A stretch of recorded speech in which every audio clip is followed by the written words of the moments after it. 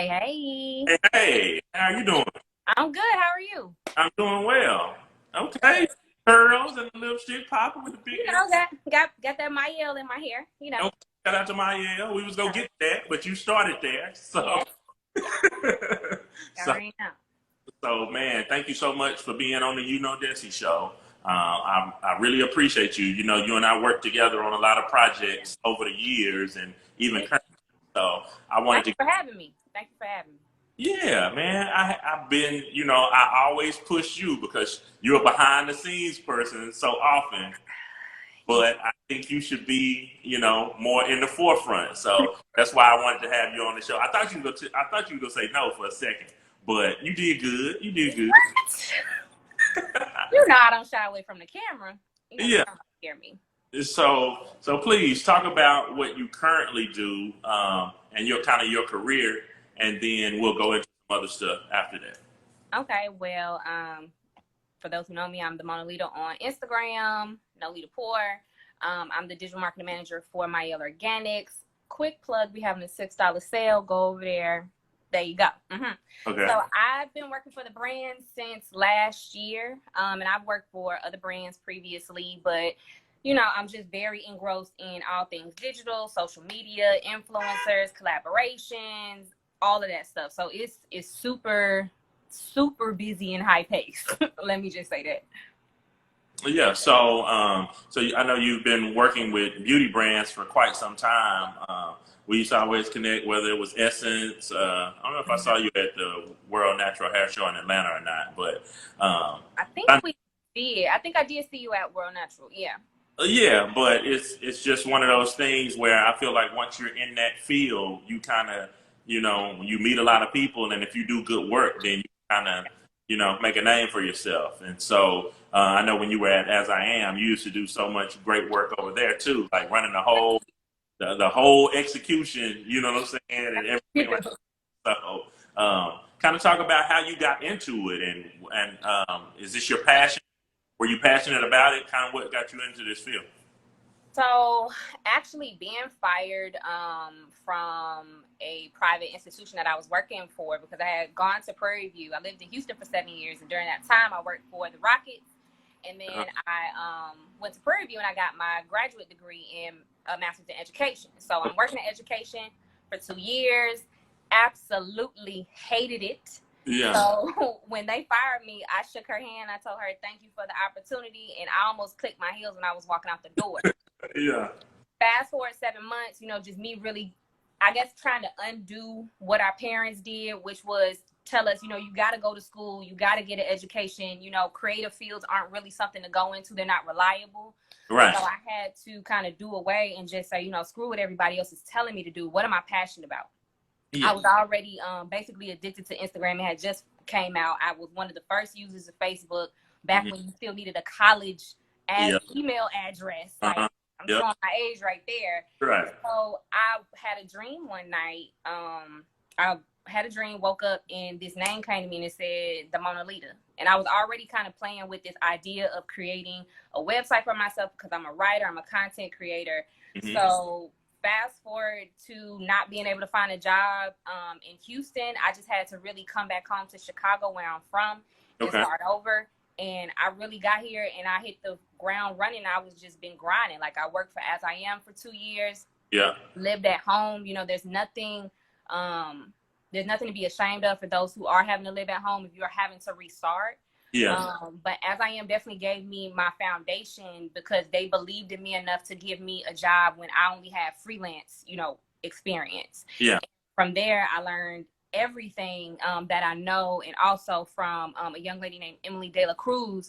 She has some really, really good online courses that helped me to create the foundation that I have right now that makes me so successful Yeah. in my career. So after As I Am, I went over, I was with ORS for a little bit, and I've been with Mielle since I want to say last August. And this has been like this company Yeah. fits me and my personality, and how I am. Exactly. Yeah. So I never knew. That was two things. I never knew you were from Chicago. I just thought you were there for the role, and then two. Southern. So Yes. Yes. Southern, I didn't know PV. You know what I'm saying? Yeah. Yeah. Went to Southern for undergrad, from what, '04 to '09. Yeah. As soon as I graduated, you can ask Keith, he in here. I damn near burnt wheels getting out of Baton Rouge. I was like, can't stay. Can't stay, got to go. End up in the South like that, being in Chicago. You just wanted the HBCU experience? Growing up, definitely was one of those kids. My great grandmother, may she rest in peace, she was always very intentional in what she allowed me to watch, because I didn't get to watch TV a lot. So things that I got to watch were like a different world. Also seeing my older sister go to college, she was that example for me, like during the early 90s, of that college girl coming back. She got the sweatshirts on. Yeah. She cool. She all that stuff. So I never wanted to go to a BWI ever. Right. Ever. I've had an interesting experience where predominantly for the most of my life, I've gone to elementary schools, predominantly Black, middle school, high school, undergrad, graduate school. So I'm really proud of my culture and where I come from. So I saw College Hill first season, and Delano had one good confessional on there where he was just talking about how Southern really poured into him and the experience it was. I passed up on a scholarship at Princeton University to go to Southern. Oh, wow. Because that's how much that show impacted me. And I really just went down there with a roll of the dice, and I showed up sight unseen. Yeah. Oh, that's amazing. So, so currently we're in a pandemic, but you deal with a lot of media influencers anyway, and kind of the way that the world is going with technology. So kind of talk about how this is being pressed forward and your experience with, social media influencers and figuring out who really popping and who not, figuring out engagement versus followers and things like that. This is a time where it's really showing like who's creative and who's not, like, because everybody is at home. So everybody has more of an opportunity to create. So it's like, okay, so was your content really that special, or was it just not that much competition? So like, I tell influencers all the time, like, stop doing what you think brands want and create organically, and that brand that matches what you're creating organically they'll gravitate towards you. Like, I naturally reach out to girls who have dope content, who have different types of content all the time, just from my personal page. Yeah, that's really dope. So so when you're searching the internet, like, are you looking for specific things for campaigns, or are you just kind of looking at it with an open, or are you like, okay, I need a dark skinned girl today, I need a light skinned girl, I need this, I guess I more so look at a major reason why I'm in hair care specifically is because I like being on this side of controlling the narrative of how the variation of Black women, how we're presented, especially in a way where there are so many opinions about our hair. Yeah. So I like being on this side of it. So I more so just make sure that I keep a balance of different skin tones, body shapes, hair types, even lifestyle types. Like, everybody is not an influencer. Some women are working. Some women are entrepreneurs. Some women have a job and they're entrepreneurs. So I want to showcase that for Mielle all the time, because that's who our consumer is. So I want them to see something that they can see themselves in, if that makes sense. Yeah, that's really great. And being that your CEO is a Black woman, correct? Yes. I really like that as well. And it seems like there are a lot of powerful Black women in that space, whereas, back in the day, it would be like, really, the company would be owned by some white man in New York somewhere who just, got the bread. Can we say it again? Can we say it again? Let me just tell you, like, the experience of, again, I've worked in hair before, but to work for a Black brand and to know that I am, again, helping the Black dollar circulate in my community. Like, and Monique says this all the time, like, we're rebuilding Black Wall Street. Like, I am proud to be a part of that. Yeah. Really proud to be a part of that. Yeah, and definitely shout out to her. I always try to shout out Curls. I always try to shout out Obia Naturals. Just those different ones that are repping for Black women. Lady bosses, yeah, for sure. Yeah. So I also wanted to get into, you were on a show called like a PR show, correct? PR Girl series. Go and check it out. It's on Amazon here in the US and recently added to the UK rotation as well. So your girl is across the waters now. Okay, all right. So it's it was a good experience, but it showed a little bit about my career and a lot about my life, which I appreciate because I'm an open book. Yeah. So how did that come about? So I was sitting, I think I'm still working for As I Am, and I got a DM, and I thought it was a prank at first. It was somebody reaching out saying, hey, we have this show. We saw your content. We would love to meet with you and screen you to possibly be on the show. Yeah. So I go and do my research. I was like, oh, they're for real. Because I'm just used to, like, I'm a content creator, but I've never been one thirsty for, like, likes and all that stuff like that. Right. So I was like, okay, so we go, we meet. I do this, I meet with her. We talk for hours. Me and Farisa instantly, like, kind of hit it off. Mm-hmm. Go in for a screen test. And it was just on from then on. And then I was happy about when it happened because I was already thinking about leaving where I was work-wise. And when I presented the idea, it was not well received. So I just knew, like, if this is something I want to do, I need to look for another job, and I need to just really hone in on what I'm passionate about outside of work, because I can't let work control my life or where it's gonna go. Right, and and it's funny how sometimes you have to balance the what you want to do personally versus, like, your 9 to 5. Yep. And you sometimes you feel trapped when you have to hide it, almost like when people embrace you. Oh, okay, what you got going on? Like, you feel much better about it. It's like, yeah, even like I can see your company now being super dope because all you've been doing is posting, hey, I'm gonna be on my lunch break, I'm gonna be on this show. So. Yeah, like, they're super supportive, and I think it's because Monique, Melvin, Ken, Sierra, Mimi, all of them, they knew and know that this was something that was a part of me before. So they accept me for all that I am, the digital marketing manager, the content creator, all of that. Yeah. So okay. So what's the starter kit? So when somebody want to become an influencer, okay, what do they need to get first? Because, like, I feel like Okay, so I would say most influencers will tell other influencers to go to Best Buy and buy technology. I discourage you. It's not about the camera you use. It's about the ideas that you have. It's also about how you execute and how you carry yourself as a businesswoman or a businessman. A lot of people are not getting the more long-term work experience that we've had. So we kind of know how things are going as far as, just protocol with how to present yourself.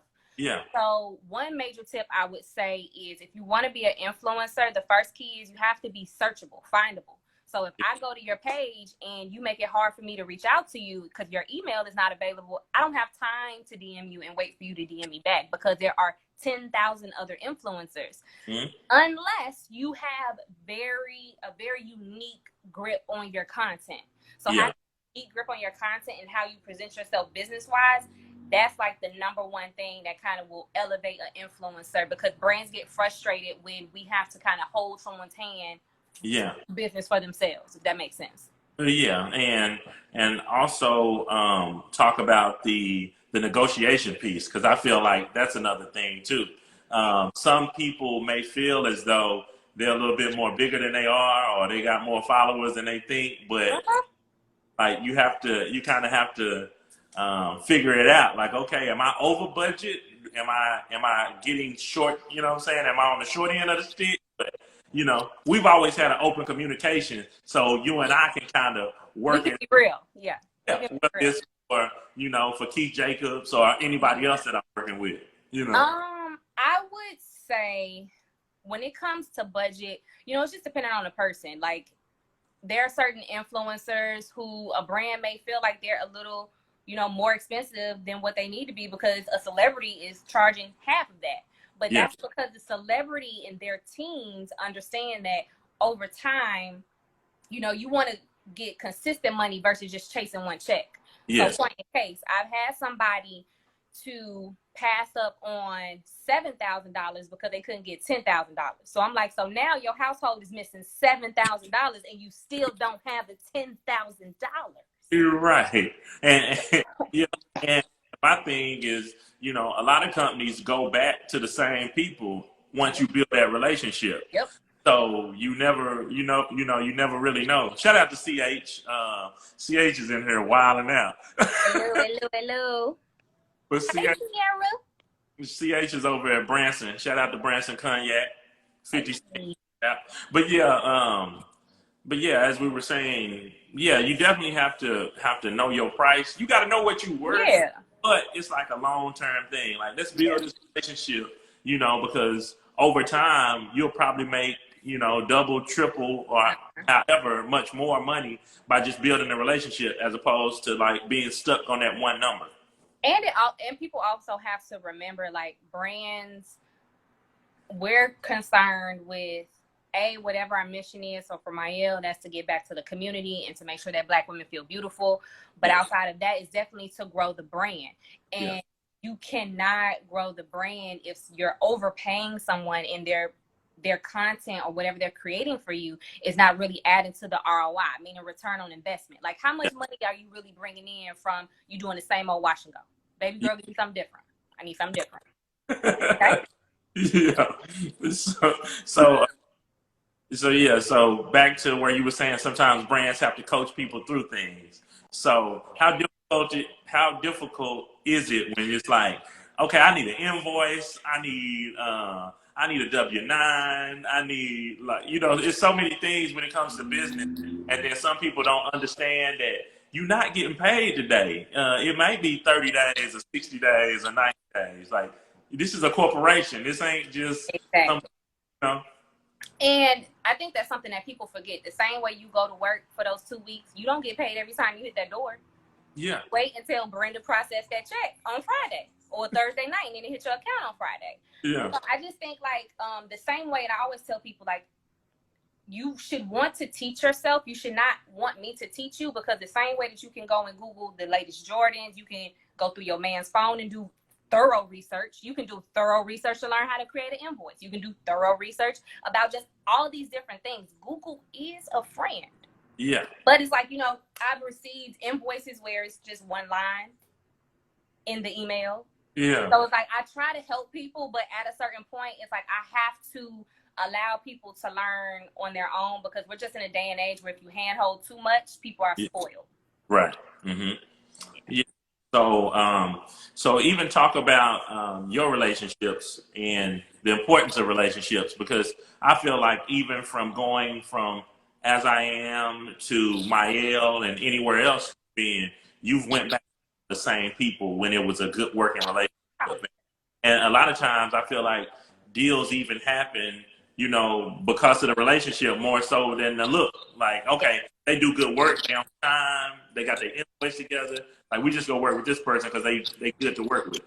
Yes, because you can look good, but if you're a headache, or if you're gonna slow down the process, or if you're gonna do anything to kind of get the brand, because the brand, again, it has a marketing plan, it has dates, it has deliverables, it has things that it's working towards. So when I have, these strong relationships that I've built over the years, I really value it, because I know that these people will deliver. I know that they will represent the brand well.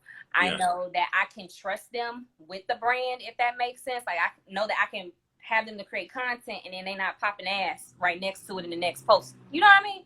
Because they understand what the brand is. Yeah. You know how I talk. You know how I talk. That's why I'm laughing, because we had these conversations like, is this person corny? Like, is this person whack? Like, we can't do this, deal. You know what I'm saying? You know. Right. So, but all right, I'm trying to think what else before I get you out of here. Okay, so what's next for you? What's next for me? I haven't talked about this on my page, but I am working on a podcast. So, just some, we've talked about it, some stories, some life stories that I've, share with you guys. So I'm excited for that. But other than that, just working on my content and grinding and growing, with Mielle. Yeah. So, do you have a name for the podcast yet? Have you released it yet? Everything is the Nolita. Oh, Everything is the Nolita. It will be out soon. I'm not gonna give a date, but I'm recording. I've done some interviews so far, so I'm definitely working towards getting the episodes out there. okay, cool. So I'm looking forward to being a producer on that. So you know what I'm saying? You let me know what I need to do. Okay, I'm calling you. I'm calling you after I get off. Yep. Mm-hmm. Perfect. So, but man, I really appreciate you so much. Oh, shout out what you need to shout out. Get your, you know what I'm saying? Get your shit out. I want to shout out the whole Mielle, all the Mielle mavens that's in here right now. I love y'all. $6 sale. Also, go and check out my website, themonolita.com. Follow me, and stay blessed and less stressed. And shout out to Keith Jacobs with the Father's Day campaign. Yes, Keith. That's on the way. That's my family right there. That's my family. So, so I'm gonna send you the address for some products. You know what I'm saying, for my household too, because Keith don't be sharing the way Keith do. send me the Addy, and I'm gonna hook you up. But yeah, Addy, I'm gonna hook you up. Okay, bet. Thank you so much. I really appreciate you. All right, thank you for having me. I really enjoyed it. Okay, peace. All right, bye.